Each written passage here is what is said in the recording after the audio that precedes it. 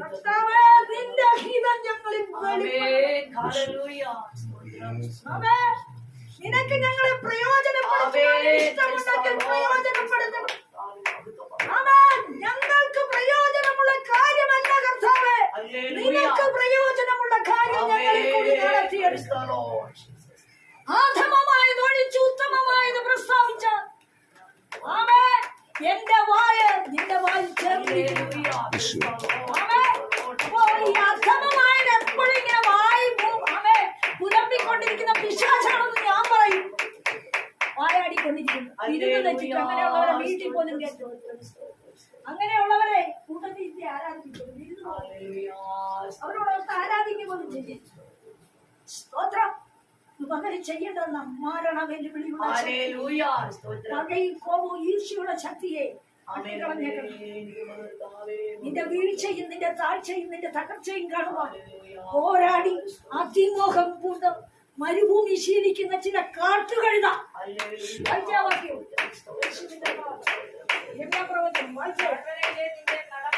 നിന്റെ നടപ്പ് വിചാരിക്കും. താഴ്വരയില്ല. അടുത്തത് നീ ചെയ്തതൊന്ന് ഓർക്ക്. അടുത്തത് വഴിയിൽ അങ്ങോട്ടും ഇങ്ങോട്ടും നീരഞ്ഞോടുന്ന പെണ്ണൊട്ടകമല്ലയോ നീ. ഒട്ടകത്തിൽ എന്തെല്ലാം കേറും. മരുഭൂമി ശീലിക്കാനുള്ള വെള്ളം കേറും.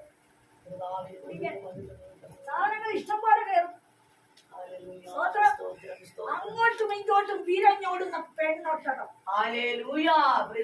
പക്ഷെ അതിന്റെ ആഗ്രഹം എന്നാ? മതപ്പാണ്. അതിനെന്താ ആഗ്രഹം?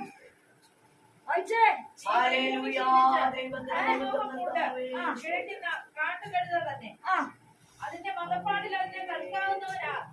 ആരും അതിനെ അന്വേഷിച്ച് തളരുകയില്ല. മാസത്തിൽ അതിനെ കണ്ടെത്തും. എന്താ അതിനെ അവരുടെ അർത്ഥം ഞാൻ അതിലേക്ക് കൊണ്ടുവരുന്നില്ല. കിഴയ്ക്കുന്ന കാട്ടുകഴുത. കർത്താവ് വാഹനമേറിയ നല്ല കഴുതയാ കാട്ടിൽ കിടന്നാൽ. പക്ഷെ കാട്ടിലത് കൊണ്ടുവന്നാൽ നല്ല മുന്തിരിയെ മാറ്റി നിർത്തിയിട്ട്, സ്വാഭാവിക മുന്തിരിയെ മാറ്റി നിർത്തിയിട്ട് അമ്മ കാട്ടൊലിവായ നിന്നെ അതേ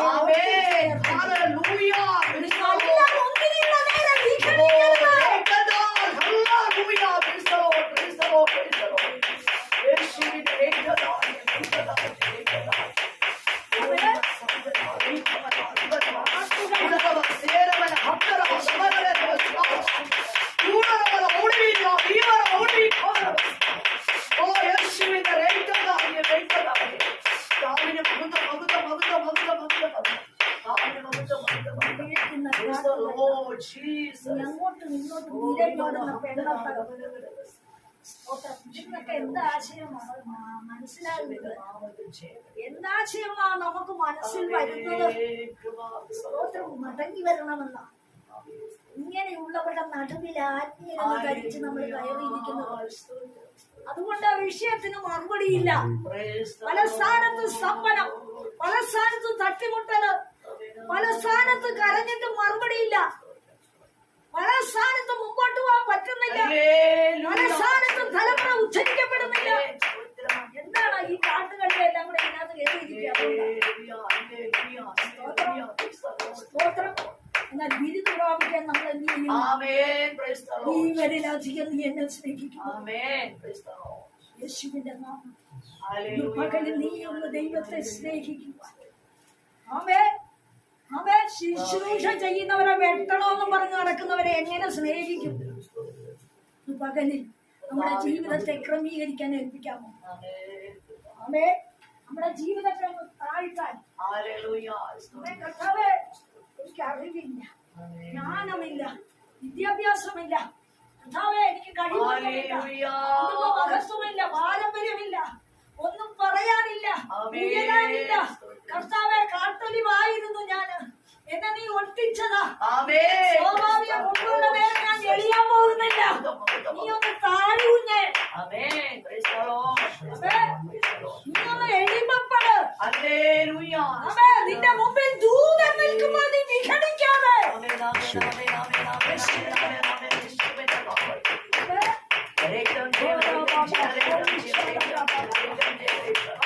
കുളിപ്പാടുകൂടെ യാതൊരു അർപ്പിക്കരുത്.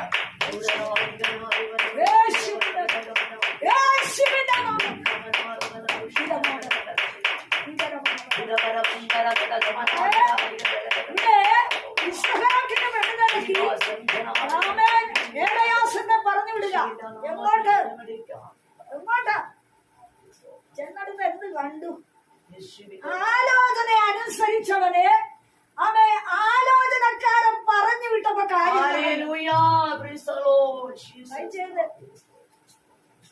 24:4 മുതൽ വായിച്ച ഉൽപ്പത്തി. സ്തോത്രം. അവൻ സ്തോത്രം. അവൻ എന്റെ ദേശത്തും എന്റെ ചാർച്ചക്കാരുടെ അടുക്കലും ചെന്ന് എന്റെ മകനായ ഇസ്ഹാക്കിന് ഭാര്യയെ എടുക്കുമെന്ന് സ്വർഗത്തിനും ഭൂമിക്കും ദൈവമായ യഹോവയുടെ നാമത്തിൽ ഞാൻ നിന്നെ കൊണ്ട് സത്യം ചെയ്യും. ദാസൻ അവനോട്, പക്ഷെ സ്ത്രീക്ക് എന്നോട് കൂടെ ഈ ദേശത്തേക്ക് വരുവാൻ മനസ്സില്ലെങ്കിലോ? അവന്റെ കഴിവുകളാ പറയുന്നത്. അബ്രഹാം അയക്കുക എന്ന് പറഞ്ഞു. ഞാൻ പറഞ്ഞ പോലെ നീ ചെന്നാമോ? അപ്പൊ അവള് എന്റെ കൂടെ നീ പോകുന്നില്ലെങ്കിലോ? എന്റെ മകനോട് അവളൊരു വാക്ക് ചോദിച്ചു. എന്നാൽ അടുത്ത പോയിന്റിൽ എന്താ പറയുക? നീ വിട്ടുപോകുന്ന ദേശത്തേക്ക് ഞാൻ നിന്റെ മകനെ മടക്കിക്കൊണ്ടു പോകണമോ എന്ന് ചോദിച്ചു. കണ്ടോ, വിട്ടുപോകുന്ന ദേശത്തേക്ക് എവിടെ നിന്ന് ജാതിയുടെ ഇടയെന്നല്ലേ അബ്രഹാമെ ഇറങ്ങിയത്? അത് ഞാൻ നിന്റെ ദാസൻ തന്നെയാ. പക്ഷേ എന്റെ മകനെ അവേ, അതായത് അബ്രഹാമിന്റെ മകനെ അവിടെ വരെ കൊണ്ടുചെല്ലണോ? ഞാൻ ദാസൻ ചോദിക്കുക, എലയാസർ ചോദിക്കുക. അടുത്തത് അബ്രഹാം അവനോട് പറഞ്ഞത്, എന്റെ മകനെ അവിടേക്ക് കൊണ്ടുപോകാതിരിക്കാൻ സൂക്ഷിച്ചു കൊള്ളുക. എന്റെ പുതുഭവനത്തിൽ നിന്നും ജന്മദേശത്തു നിന്നും എന്നെ കൊണ്ടുവന്നവനും എന്നോട് അരുളി ചെയ്തവനും എന്റെ സന്തതിക്ക് ഞാൻ ഈ ദേശം കൊടുക്കുമെന്ന് എന്നോട് സത്യം ചെയ്തവനായി സ്വർഗത്തിന്റെ ദൈവമായ യഹോവ എന്റെ മകന് നീ ഒരു ഭാര്യയെ അവിടെ നിന്ന് കൊണ്ടുവരുവാൻ തക്കവണ്ണം നിനക്ക് മുമ്പായി എന്റെ ദൂതനെ അയക്കും.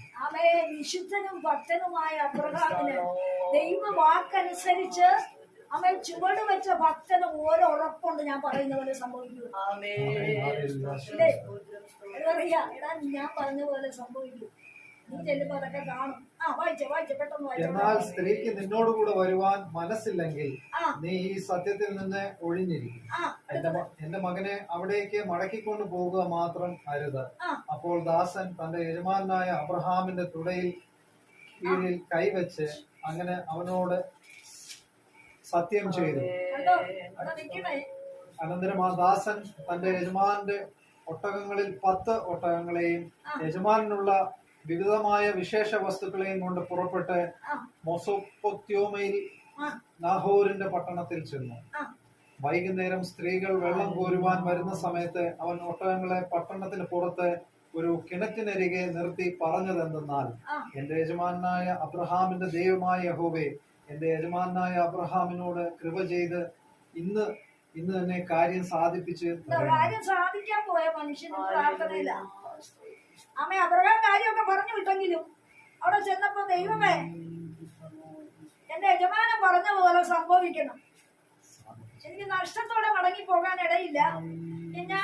ഞാനും പ്രാർത്ഥിക്കുക കർത്താവേ, അതുകൊണ്ട് ഞാൻ പറഞ്ഞതുപോലെ അല്ലെ യജമാനൻ പറഞ്ഞ പോലൊക്കെ സംഭവിക്കണം. അടുത്തത് പെട്ടെന്ന് വായിക്കുക. ഇതാ ഞാൻ കിണറ്റിനരികെ നിൽക്കുന്നു, ഈ പട്ടണക്കാരുടെ കന്യകമാർ വെള്ളം കോരുവാൻ വരുന്നു.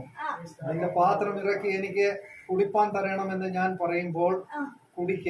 നിന്റെ ഒട്ടകങ്ങൾക്കും കുടിപ്പാൻ കൊടുക്കാം എന്ന് പറയുന്ന സ്ത്രീ തന്നെ നിന്റെ ദാസനായ ഇസ്ഹാക്കിന് നിയമിച്ചവളായിരിക്കട്ടെ.